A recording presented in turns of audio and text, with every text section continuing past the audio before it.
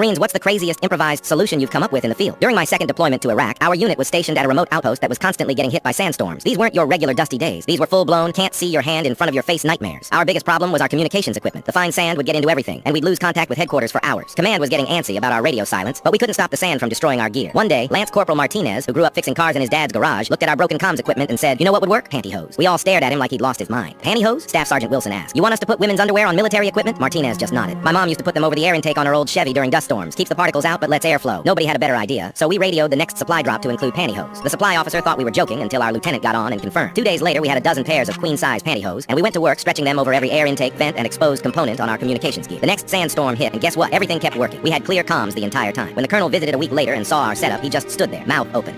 Are those?" "Yes, sir," our staff sergeant replied. "Standard issue tactical filtration devices." The colonel shook his head, laughed, and said, "I don't want to know where you got them, but I want this solution implemented across all forward operating bases by next week. Sometimes in the Corps, the craziest ideas are the ones that